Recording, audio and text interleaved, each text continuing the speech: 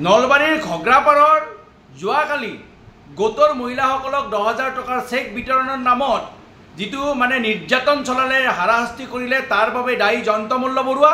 আৰু এইখন সভাত উপস্থিত হৈ এগৰাকী মহিলাৰ মৃত্যু হৈছিলে। এগৰাকী হৈছে বাজানীৰ বুদ্ৰুকুচি গাঁৱৰ ভৈৰা চুবুৰীৰ তেখেত মহাবিষ্ণু গোটৰ সৰলা দেৱী। আৰু এই সৰলা দেৱী নামৰ মহিলাগৰাকীৰ মৃত্যু সঁচাকৈ এক দুৰ্ভাগ্যজনক ঘটনা। কিন্তু এই যে মৃত্যু, আচলতে এই যে সৰলা দেৱীৰ মৃত্যু হৈছে আচলতে সাধাৰণ মৃত্যু নহয়। সৰলা দেৱীক আচলতে হত্যা কৰাৰ দৰে হৈছে আৰু হত্যাকাৰী হৈছে জয়ন্ত মল্ল বৰুৱা। কিয়নো তেখেতসকলে বাৰে বাৰে সকলো মহিলাক ধমকি দি থাকে যে মেলে মিটিঙে আপুনি যদি চাই, আমি বহুবাৰ প্ৰতিবাদ কৰিছিলোঁ, বহুবাৰ আমি আইনৰো কাষ চাপিব বিচাৰিছিলোঁ যে তেওঁলোকে বেআইনীভাৱে অসাংবিধানিকভাৱে তেওঁলোকে মিটিঙত তেওঁলোকে আঁচনিক লৈ তেওঁলোকে মহিলাসকলক ধমকি দি থাকে। যদি তেওঁলোকৰ মিটিঙত নাহে, বিজেপিৰ যদি মিটিঙত নাহে, মন কী বাতৰ অনুষ্ঠানত যদি নাহে, তেতিয়াহ'লে এই 10,000 টকা তেওঁলোকে মানে নিদিব বুলি বা আঁচনিৰ ধন অৰুণোদয়কে ধৰিকে আঁচনিৰ ধন নিদিব বুলি তেওঁলোকে মহিলাসকলক সদায় ধমকি দি আহিছে। আৰু সেই ধমকিৰ ফলতে অসুস্থ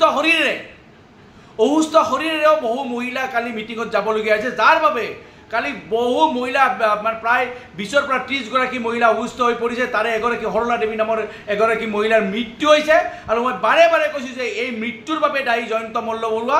আৰু এই মৃত্যু সাধাৰণ মৃত্যু নহয়, আচলতে এয়া হত্যাকাণ্ড বুলি ক'ব লাগিব। কিয়নো তেওঁলোকে নিজৰ ৰাজনৈতিক সিদ্ধিৰ বাবে এই যে জয়ন্ত মল্ল বৰুৱা সমগ্ৰ অসমে গৰুচৰ বুলি যেতিয়া মানে এটা উপাধি দিলে, বিভূষিত কৰিলে, যেতিয়াই জয়ন্ত মল্ল বৰুৱাৰ পত্নীৰ নামত থকা দুনিয়াৰ মানে অগাধ মাটি সম্পত্তিৰ যেতিয়া কথা পোহৰলৈ আহিল, অবৈধ সম্পত্তিৰ কথা পোহৰলৈ আহিল, সেই অপবাদ ঢাকিবলৈ মুখ্যমন্ত্ৰী হিমন্ত বিশ্ব শৰ্মা ডাঙৰীয়াই জয়ন্ত মল্লক বচাবলৈ নলবাৰীলৈ গৈছিল। আৰু নলবাৰীত মানে হাজাৰ হাজাৰ মহিলাবিলাকক তেওঁলোকে মানে প্ৰলোভন দি, ধমকি দি মিটিঙলৈ আহিব দিছিলে। বহু আত্মসহায়ক গোটক কোৱা হৈছিলে যে যদি এগৰাকী আত্মসহায়ক গোটৰ যদি এগৰাকী মহিলাও যদি উপস্থিত নাথাকে, তেতিয়াহ'লে কাকৈ সেই আত্মসহায়ক গোটটোক মানে 10,000 টকাৰ পৰা বঞ্চিত কৰিব বুলি তেওঁলোকে ধমকি দিছিলে।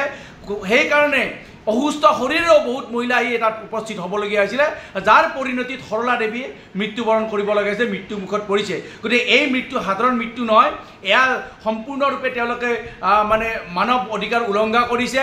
সম্পূৰ্ণৰূপে তেওঁলোকে আইনৰ যি মানে আমাৰ আইন ব্যৱস্থা আছে, আইনৰ উলংঘা কৰিছে, সংবিধানৰ উলংঘা কৰিছে। কিয়নো চৰকাৰী আঁচনিৰ ধন আজিৰ ডিজিটেল যুগত তেখেতসকলে চেক যোগে বিতৰণ কৰিছে সঁচা কথা। কিন্তু তেখেতসকলে তেওঁলোকৰ একাউণ্টছতো দিব পাৰিলেহেঁতেন, যিহেতু একাউণ্টছ নাম্বাৰ আছিল। সেইখিনি নকৰি তেওঁলোকে নিজৰ ৰাজনৈতিক স্বাৰ্থ সিদ্ধিৰ বাবে মহিলাসকলক একে ঠাইতে একগোট কৰি যিটো তেওঁলোকে চৰকাৰী ধন হৰাত কৰি যে কালি যিখন মিটিং কৰিছে, কমপ্লিটলি বেআইনী আছিলে। কাৰণ চৰকাৰী মিটিঙত তেওঁলোকে ৰাজনীতিকৰণ কৰিছে, বিজেপিৰ কথা কৈছে, কংগ্ৰেছৰ বিৰুদ্ধে কথা কৈছে তেওঁলোকে, আৰু মহিলাসকলক ভোট দিয়াৰ কথাও কৈছে। গতিকে সম্পূৰ্ণৰূপে কালি বেআইনী এখন মিটিং পাতিছে, অসাংবিধানিকভাৱে মিটিং পাতিছে। গতিকে মই সেইকাৰণে কৈছোঁ যে এই যিটো মানে চৰকাৰৰ মানে নিয়ম বহিৰ্ভূতভাৱে কৰি মিটিং কৰি তেওঁলোকে যে এগৰাকী মহিলা যে মৃত্যু মুখত পৰিবলগীয়া হ'ল, গতিকে তাৰ হত্যাকাৰী জয়ন্ত মল্ল বৰুৱা। আৰু জয়ন্ত মল্ল বৰুৱাক উচিত শাস্তি প্ৰদান কৰিব লাগে।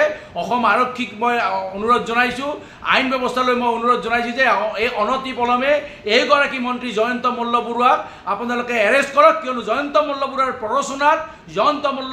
প্ৰৰোচনাত কিছুমান তেওঁৰ চালা চামুণ্ডাই গাঁৱে গাঁৱে গৈ তেওঁলোকে ধমকি দিছিল, মহিলাসকলক গোটৰ মহিলাসকলক ধমকি দি আহিছিল। যদি এগৰাকী মহিলাও মিটিঙত উপস্থিত নাথাকে, তেতিয়াহ'লে তেওঁলোকক মানে গোটৰ পইচা দিয়া নহ'ব, আঁচনিৰ ধন দিয়া নহ'ব, কাটি দিয়া হ'ব। এইবিলাকক ধমকিৰ কাৰণে সেই মহিলাসকল তাত আহিবলগীয়া হৈছে। গতিকে জয়ন্ত মল্ল বৰুৱাক অনতি পলমে এৰেষ্ট কৰক আৰু তেওঁক এই হত্যাৰ বাবে তেওঁক মানে জগৰীয়া কৰি উচিত শাস্তি প্ৰদান কৰক।